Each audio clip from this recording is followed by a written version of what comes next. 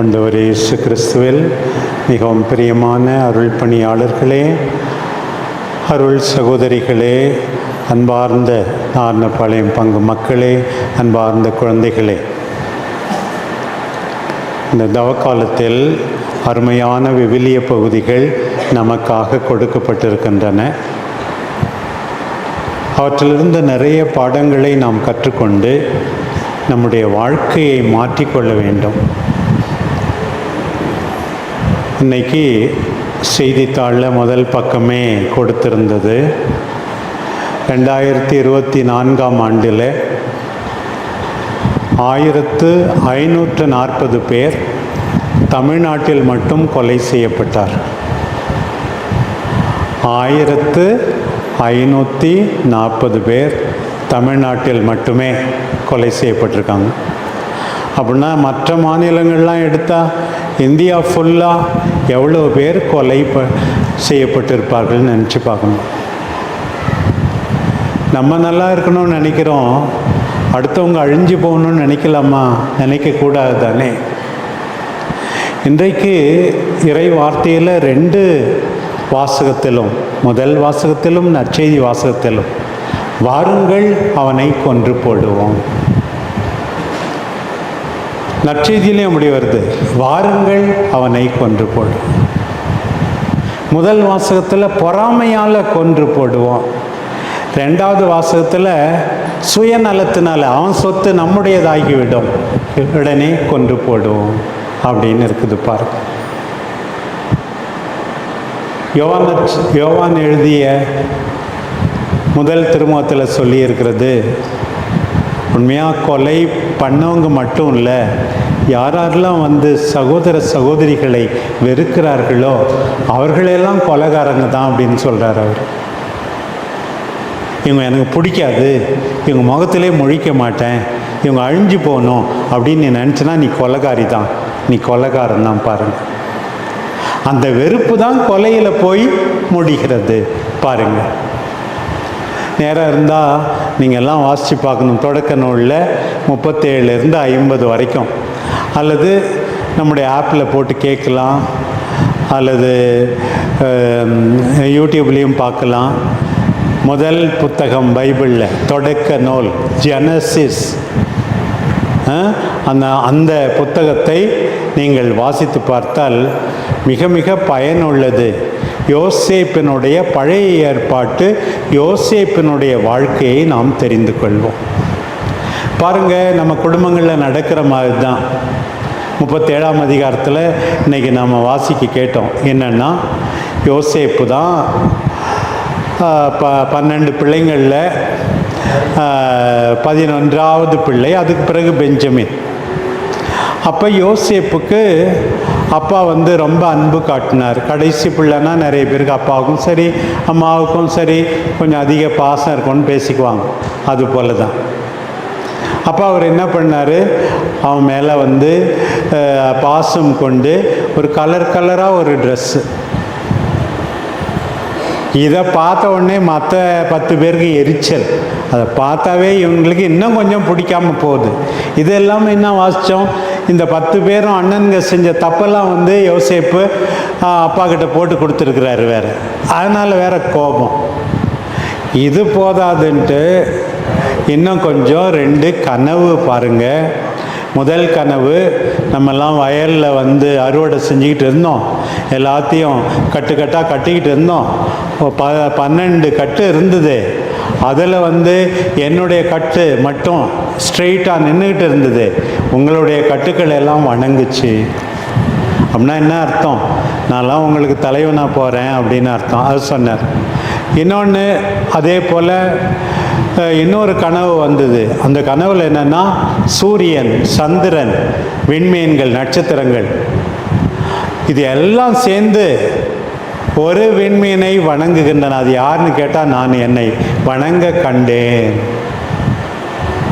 நீ என்ன எங்களுக்கு அரசனாக இருக்க பார்க்குறியா, தலைவனாக இருக்க பார்க்குறியா? இப்படி கோபம் பாருங்க. சரி, மற்ற பிள்ளைங்கள்லாம் உன்னுடைய அண்ணன்கள்லாம் ஆடு மேய்க்கிறாங்க, நீ போய் அவங்கள பார்த்துட்டு வா, என்று சொல்லுகின்ற போது இவர் போகிறார். யார்? யோசேப்பு அண்ணன்களை பார்க்க போகிறார். ஏற்கனவே தெரியும் அவங்கெல்லாம் கோபமாக இருக்கிறாங்கன்னு சொல்லிட்டு. இவர்கள் என்ன செய்கிறாங்கன்னு பார்த்துட்டு வான்னு சொல்லி அவங்களுக்கு தேவையான பொருளை எல்லாம் கொடுத்து அனுப்புகிறார். தூரத்தில் வரும்போதே வரான் பாரு கனவு காண்றவன், அவனை கொன்னுடுவான் அவனுங்க சொல்கிறாங்க. எப்படி இருக்கும் பாருங்கள், சின்ன பையன் சொந்த தம்பி கொன்னுடுவன். அதில் ரூபனுக்கு ஒரு நல்ல மனசு, கொல்ல வேணாம், ஒரு பாழங்கிணத்தில் இறக்கிடலாம், ஏன்னா இவங்களுக்கு தெரியாமல் அவனை காப்பாற்றி விடலாம் அப்படின்னு நினைக்கிறான். பாருங்க, அந்த நேரத்தில் வியாபாரிங்க வராங்க. சரி, இவனை கொல்றதுனால என்ன பிரயோசனம், இவனுங்கிட்ட வித்துருவோம் அப்படின்னு சொல்லிட்டு வித்துடலாம் அப்படின்னு சொல்கிறாங்க. அதே போல் வித்துடுறாங்க. அப்பாவுக்கு பதில் சொல்லுமே, வந்து தம்பி எங்களை பார்க்க வந்தான்னு கூட சொல்ல. நாங்கள் வர வழியில் இந்த சட்டை கிடந்தது, அந்த சட்டையெல்லாம் ரத்தம், ஏதோ புலியோ கரடியோ ஏதோ அவனை கொன்று இருக்கும் போல இருக்குது. அதான் வந்து இந்த சட்டை பாரு, உன் மகனுடைய சட்டை தானே பாருங்க அப்படின்னு, தான் தம்பியனுடைய சட்டை தானேன்னு சொல்லி அப்பாவை வந்து நம்ப வைக்கிறாங்க. உண்மையாகவே செத்து போயிட்டார் யோசேப்புன்னு சொல்ல. எப்படி கஷ்டம் பாருங்கள், வேதனை. வித்தா மட்டும் என்ன, கொன்ன மாதிரி தானே, வேணான்னு சொல்கிற மாதிரி தானே. சொந்த தம்பி அப்படி செய்யலாமா? எல்லாம் என்ன காரணம்? பொறாமையினால். ஆனால் இந்த யோசேப்பு பாருங்கள், 39ஆம் அதிகாரத்தில் ஒரு அதிகாரம் தாண்டி பார்க்குறோம், 4 தடவை ஒரே அதிகாரத்தில் சொல்லியிருக்கு, கடவுள் அவரோடு இருந்தார், கடவுள் அவரோடு இருந்தார். பொத்திபார்னு ஒரு வீட்டில் வேலைக்காரனா இருந்தார். கடைசியில் பார்த்தா அந்த பொத்திபாருடைய மனைவியே வந்து இவன் மேலே பழி சுமத்தி ஜெயிலில் போட்டுடுறாங்க. அவன் ஜெயிலில் இருந்து வாழ்வு கிடைக்குது அரசனுடைய கனவை சொன்னதால். பார்வோனுக்கு அடுத்ததாக 2வது நிலைக்கு வருகிறார். இவங்கெல்லாம் பஞ்சம் ஏற்பட்டு அந்த யோசேப்புக்கிட்டே போகிறாங்க. சொந்த சகோதரர்கள் என்று அடையாளம் கண்டுகொள்கிறார், அழுகிறார். இதெல்லாம் நான் பைபிளை படித்து ரெக்கார்ட் பண்ணும்போது அழுதேன். உண்மையாகவே அதை தாங்கிக் கொள்ள முடியவில்லை. அந்த அளவுக்கு உருக்கமாக இருந்தது. சொந்த அண்ணன்க தன்னை விற்றவன்கள் வருகிறார்கள், அவர்களுக்கு நல்லது செய்கிறார். பிறகு அண்ணன்களையும் அப்பாவையும் எகிப்துக்கு கூட்டிக் கொள்கிறார். அங்கே நல்ல இடம் அவர்களுக்கு கொடுக்கப்படுகிறது. பின்னாட்களில் அவர்கள் அடிமையாகிறார்கள், அது வேறு விஷயம். பாருங்கள், எதுக்கு இந்த தவக்காலத்தில் யோசேப்பினுடைய இந்த நிகழ்ச்சி சொல்லப்படுகிறது என்றால், நம் இயேசு ஆண்டவர் யோசேப்பு பாரு பழி வாங்கலை. நீங்கள் தாண்டா என்னை விற்றீங்க, நீங்கள் தாண்டா அப்பா கிட்ட நான் செத்துட்டேன்னு சொன்னீங்க, உங்களை என்ன பண்ணுறோம் பாருன்னு ஜெயிலில் போடாமல் அடிக்காமல் உதைக்காமல். அவங்க பயந்துக்கிட்டு நடுங்கிறாங்க. ஐயோ, நாங்கள் செஞ்சதெல்லாம் நினச்சிக்காதீங்க, அப்பா சாகிறதுக்கு முன்னாடி வேற சொன்னாங்க எங்களை தண்டிக்க கூடாதுன்னு சொல்லின்னு பொய் சொல்கிறாங்க. அப்போ வந்து கடவுள் தான் என்னை கொண்டு வந்தார், உயிரை காப்பாற்ற கொண்டு வந்தார். பிரியமானவர்களே, ஒரு தடவை படித்து பாருங்கள். நம்மலாம் சிலுவையை பார்க்குறோம், இயேசுனுடைய போதனையை கேட்டோம். இந்த யோசேப்பினுடைய பெருந்தன்மை நம்ம எல்லாருக்கும் இருக்கணும். பாருங்கள், சொந்த சகோதரர்களால் வஞ்சிக்கப்பட்டார், விற்கப்பட்டார், ஜெயிலில் இருந்தார் அநியாயமாக. ஆண்டவர் அவரை உயர்த்தினார், பழி வாங்க துடிக்கவில்லை. அவர்தான் இயேசு, அவர்தான் யோசேப்பு. இப்படி நாம் வாழ அழைக்கப்படுகிறோம். மறந்து விடாதீர்கள், யோசேப்பை நினைத்து பாருங்கள். இந்த தவக்காலத்தில் இந்த நற்செய்தி இன்னொரு பக்கம் பாருங்கள். என்ன நடக்குதுன்னா, ஒரு பெரிய பணக்காரன் விவசாயி, அவன் வந்து திராட்சை தோட்டம் வச்சுருக்கான். நல்ல காம்பவுண்ட் வால்லாம் இருக்குது, திராட்சை ரசம் புழியறதுக்கு ஒரு ஆலயம் இருக்குது, காவல் காக்க ஒரு மாடம் கோபுரமும் இருக்குது, எல்லாம் இருக்குது. எல்லாம் செஞ்சுட்டு இப்போ வந்து குத்தகைக்கு விடுறான். நம்ம சில சமயத்தில் வீடு நல்லா கட்டி வாடகைக்கு விட்டான். வாடகை கூட்டா மாதம் மாதம் அவங்க வாடகை கொடுப்பாங்கன்னு தானே கஷ்டப்பட்டு கடன் வாங்கி ஏதாவது நம்ம செய்கிறோம். ஆனால் அப்படி செய்யலைன்னா எப்படி கோபம் வரும்? இவன் புத்தக பணம் வாங்கிறதுக்கு ஆட்களை அனுப்புனா அவனை கல்லால் அடிக்கிறது, இன்னும் சில பேரை கொல்றது. சரி, என் மகனையாவது மதிப்பாங்க அப்படின்னு சொல்லி அனுப்புனா இவன் தான் சொத்துக்குரியவன், வாங்க இவனை கொண்டுட்டா நமக்கு எல்லாம் சொந்தமாயிடும். இது யாருக்கோ சொன்னாங்க நினச்சிக்காதீங்க, உங்களுக்கும் எனக்கும் தான் சொல்லிடு. அன்னைக்கு அந்த தலைவர்களுக்கு சொன்னார்,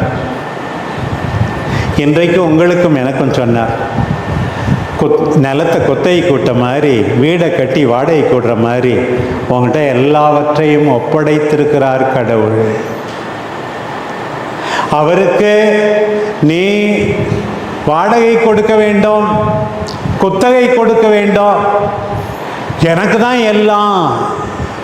நீ கண்காணிப்பாளன், நான் உடைமையாளன் அப்படின்னு சொல்லி நினைக்கலாமா? நினைக்கவே கூடாது. இன்னைக்கு எத்தனையோ பேர் அப்படி தான் நினைக்கிறார்கள். அதான் நான் இப்படி எழுதியிருக்கிறேன். ஆண்டவர் நமக்கு கொடுத்த உயிருக்காக, நம்பிக்கைக்காக, உருவாக்கத்திற்காக, அனைத்து கொடைகளுக்காக நன்றியுள்ளவர்களாய் வாழ வேண்டும். ஆண்டவரே, எனக்கு நல்ல கால் கையை கொடுத்த, கண்ணை கொடுத்த, பேச கொடுத்த, நல்ல குடும்பத்தை கொடுத்த ஆண்டவரே, அதுக்கு நன்றியா நான் வாழ்வேன் என்று இருக்க வேண்டும். நாம் கண்காணிப்பாளர்கள், குத்தகைதாரர்கள், உரிமையாளர்கள் அல்ல. வாய்ப்பை பயன்படுத்தி கொண்டு உரியவருக்கு கணக்கு கொடுக்க வேண்டும். பலனை தராமல் விரும்பியவாறு பொருட்களை சேர்த்து கொண்டு தன்னையே மையமாக வைத்து வாழ்ந்து அழிந்து போகக்கூடாது. கடவுளின் மகிமைக்காக, தேவையில் இருப்பவர்களின் மகிழ்வுக்காக வாழாத வாழ்வு உண்மையாகவே கொடூரமானது.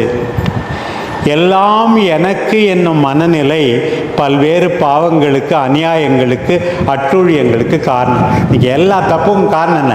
எனக்கு வேணும், எனக்கு வேணும். அண்ணனுடைய நிலை எனக்கு தான், தம்பியனுடைய நிலை எனக்கு தான், அவங்களுடைய நகை எனக்கு தான். இப்படி தான் எல்லாரும் அழிஞ்சு போகிறாங்க. பிரியமானவர்களே, யாருடைய சொத்துக்கும் ஆசைப்படக்கூடாது.